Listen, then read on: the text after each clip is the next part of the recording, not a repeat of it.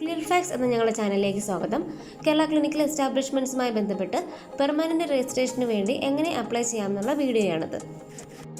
നേരത്തെ provisional registration certificate ഉള്ളവർക്ക് ഇപ്പോൾ പെർമനൻറ്റ് ചെയ്യുന്നതിനായിട്ട് നോക്കുമ്പോൾ അവർക്ക് ഇൻവാലിഡ് യൂസർ ID പാസ്വേഡ് കാണിക്കും.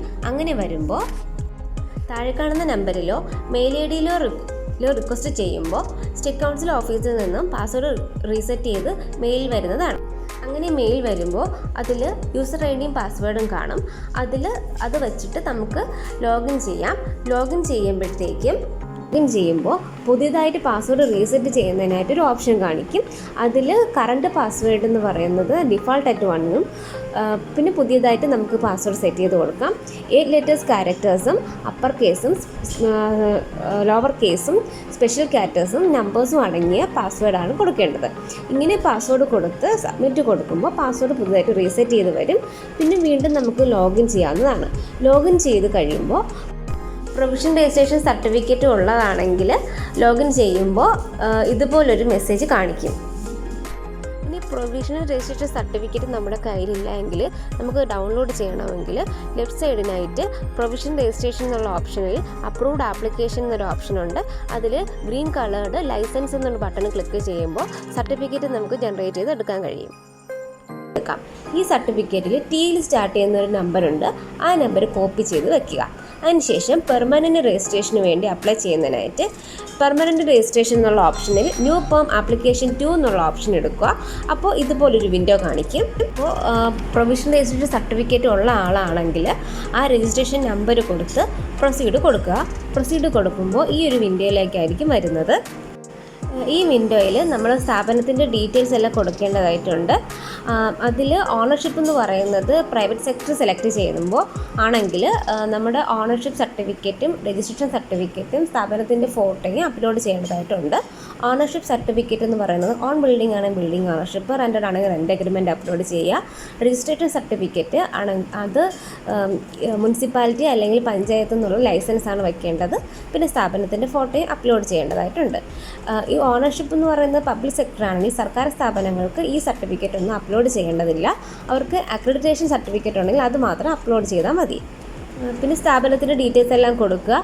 പിന്നെ അപ്ലോഡ് ചെയ്യേണ്ട ഫയലുകളുടെ ഓണർഷിപ്പ് സർട്ടിഫിക്കറ്റും രജിസ്ട്രേഷൻ സർട്ടിഫിക്കറ്റും PDF ഫോർമാറ്റിലായിരിക്കണം. സ്ഥാപനത്തിൻ്റെ ഫോട്ടോ അത് 500 KB അകത്തുള്ള JPG ഫോർമാറ്റിലുള്ള ഫയലാണ് അപ്ലോഡ് ചെയ്യേണ്ടത്. ഈ 3 ഫയലും 500 KB മതിയാകും. 500 KB അകത്തുള്ള ഫയലാണ് അപ്ലോഡ് ചെയ്യേണ്ടത്.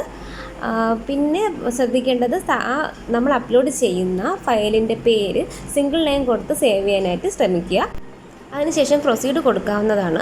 പ്രൊസീഡ് കൊടുക്കുമ്പോൾ നെക്സ്റ്റ് പേജ് ഓട്ടോമാറ്റിക് പോകത്തില്ല. നമ്മൾ മാനുവലി സെലക്ട് ചെയ്യണം. അത് മുകളിലേക്ക് സ്ക്രോൾ ചെയ്ത് വരുമ്പോഴത്തേക്കും അവിടെ in-charge details, ownership details, system of medicine ഇങ്ങനെയുള്ള ടാബുകൾ ഇനേബിൾ ആയിട്ട് വരും. അതിൽ ഇൻചാർജ് ഡീറ്റെയിൽസ് സെലക്ട് ചെയ്യുക. അതിൽ സ്ഥാപനത്തിൻ്റെ ഇൻചാർജ് ആരാണോ അവരുടെ ഡീറ്റെയിൽസാണ് കൊടുക്കേണ്ടത്. പിന്നെ ഓണർഷിപ്പ് ഡീറ്റെയിൽസിൽ സ്ഥാപനത്തിൻ്റെ ഉടമ ആരാണ് അവരുടെ ഡീറ്റെയിൽസ് കൊടുക്കുക. കെട്ടിടത്തിൻ്റെ ഉടമയല്ല, സ്ഥാപനം നടത്തുന്ന ആളുടെ ഡീറ്റെയിൽസാണ് ഓണർഷിപ്പ് ഡീറ്റെയിൽസ് കൊടുക്കേണ്ടത്. പിന്നെ സിസ്റ്റം ഓഫ് മെഡിസിൻ, ഇതിൽ നമുക്ക് സിസ്റ്റം ഓഫ് മെഡിസിൻ ഏതാണെന്ന് വെച്ചാൽ സെലക്ട് ചെയ്യാം. അതിനുശേഷം ലബോറട്ടറി ആൻഡ് ഡയഗ്നോസ്റ്റിക്സ്, ലബോറട്ടറി ഉള്ള സ്ഥാപനമാണെങ്കിൽ അവിടെ ആ ലബോറട്ടറിയുടെ ഡീറ്റെയിൽസ് കൊടുക്കുക. ശേഷം ഇൻഫ്രാസ്ട്രക്ചറിൽ നമ്പർ ഓഫ് ഔട്ട് പേഷ്യൻസ് ക്ലിനിക്കിൽ നിന്ന് കൊടുക്കുന്ന ഒരു ഓപ്ഷനുണ്ട്. അതിൽ എത്ര OP ആണ്, അതായത് സ്ഥാപനത്തിൽ വരുന്ന പേഷ്യൻസിൻ്റെ എണ്ണമല്ല OPയുടെ എണ്ണമാണ് കൊടുക്കേണ്ടത്. ശേഷം ഹ്യൂമൻ റിസോഴ്സ് എടുക്കുക. അതിൽ എക്യുപ്മെൻറ്റ് ഡീറ്റെയിൽസും ഫീസ് ഡീറ്റെയിൽസും സ്റ്റാഫ് ഡീറ്റെയിൽസും കൊടുക്കാവുന്നതാണ്. എക്യുപ്മെൻറ്റ് ഡീറ്റെയിൽസും നമുക്ക് സെലക്ട് ചെയ്ത് ഓരോ എക്യുപ്മെൻറ്റ്സിൻ്റെയും ഡീറ്റെയിൽസ് കൊടുത്തിട്ട് ആഡ് ഓർ റിമൂവ് എന്ന ഓപ്ഷനുണ്ട്. അതിൽ നമുക്ക് നമ്മുടെ സ്ഥാപനത്തിൽ ഏതൊക്കെ എക്യുപ്മെൻറ്റ്സ് ഉണ്ട് ആ എക്യുപ്മെൻറ്റ്സ് എല്ലാം കൊടുക്കാം. അതിനുശേഷം സേവ് കൊടുക്കുക. അതുപോലെ തന്നെ ഫീസ് ഡീറ്റെയിൽസിലും നമുക്ക് ഓരോ സ്ഥാപനത്തിൽ വാങ്ങുന്ന ഫീസിൻ്റെ ഡീറ്റെയിൽസാണ് ഇതിൽ കൊടുക്കേണ്ടത്. അതിലും ഡേറ്റ കൊടുത്ത് സേവ് ചെയ്യാം. സ്റ്റാഫ് ഡീറ്റെയിൽസിലും ഇതുപോലെ നമുക്ക് ആ സ്ഥാപനത്തിലുള്ള ഓരോ സ്റ്റാഫിൻ്റെയും ഡീറ്റെയിൽസ് കൊടുക്കാം. സേവ് കൊടുക്കുക. സേവ് കൊടുത്തതിന് ശേഷം വരുന്നത് ഡിക്ലറേഷനാണ്. ഡിക്ലറേഷൻ ഫില്ല് ചെയ്തതിന് ശേഷം സേവ് കൊടുക്കുമ്പോൾ നെക്സ്റ്റ് പ്രിവ്യൂ ഓപ്ഷനിൽ പോകും. അവിടെ നമ്മൾ കൊടുത്ത ഡേറ്റാസ് എല്ലാം കറക്റ്റ് ആണോ എന്ന് വെരിഫൈ ചെയ്തതിന് ശേഷം മാത്രം സബ്മിറ്റ് ചെയ്യുക. ഒരിക്കൽ സബ്മിറ്റ് ചെയ്താൽ പിന്നെ നമുക്കൊരു എഡിറ്റ് ഓപ്ഷൻ ഇല്ല. അതുകൊണ്ട് കറക്റ്റായിട്ടുള്ള ഡേറ്റ ആണോ എന്ന് വെരിഫൈ ചെയ്തതിന് ശേഷം സബ്മിറ്റ് കൊടുക്കാവുന്നതാണ്. അതിനുശേഷം ഒരു പേയ്മെൻറ്റ് പോർട്ടലിലേക്കാണ് പോകുന്നത്. പേയ്മെൻറ്റ് ചെയ്ത് കഴിഞ്ഞാൽ ഒരു അക്നോളജിങ് റെസിപ്റ്റ് കിട്ടും. പെർമനൻറ്റ് രജിസ്ട്രേഷൻ അപ്ലൈ ചെയ്ത് 60 ദിവസത്തിനകത്ത് മാത്രമേ സർട്ടിഫിക്കറ്റ് ഇഷ്യൂ ആവുകയുള്ളൂ. ആപ്ലിക്കേഷൻ അയക്കുമ്പോൾ അത് ഡിസ്ട്രിക്ട് രജിസ്ട്രേഷൻ അതോറിറ്റിക്കാണ് പോകുന്നത്.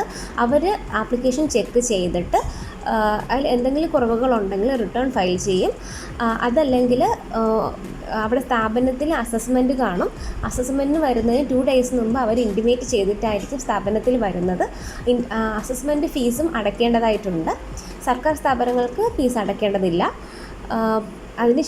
അപ്പോൾ അവർ ഏതെങ്കിലും ക്വറി പറയുന്നുണ്ടെങ്കിലും അത് റീസബ്മിറ്റ് ചെയ്യേണ്ടതായിട്ടുണ്ട്. 30 ദിവസത്തിനകത്താണ് റീസബ്മിറ്റ് ചെയ്യേണ്ടത്. 30 ദിവസത്തിനകത്ത് റീസബ്മിറ്റ് ചെയ്തില്ലെങ്കിൽ ആപ്ലിക്കേഷൻ റിജക്റ്റ് ആയി പോകും. നമ്മൾ കൊടുക്കുന്ന ഡേറ്റ കറക്റ്റ് ആയിട്ടുള്ളതും മിനിമം സ്റ്റാൻഡേർഡ്സ് അനുസരിച്ചുള്ള എല്ലാ ക്വറികളും കറക്റ്റായിട്ടും ആ സ്ഥാപനത്തിലുണ്ടായിട്ടും ആപ്ലിക്കേഷൻ റിജക്റ്റ് ആയി പോവുകയാണെങ്കിൽ അപ്പീൽ എന്നൊരു ഓപ്ഷനുണ്ട്. അപ്പീലിന് ഫീസ് അടച്ച് അപ്പീലിന് വേണ്ടി അപ്ലൈ ചെയ്യാവുന്നതുമാണ്. വീഡിയോ എല്ലാവർക്കും യൂസ്ഫുൾ ആയെന്ന് വിചാരിക്കുന്നു. Please like and subscribe our channel.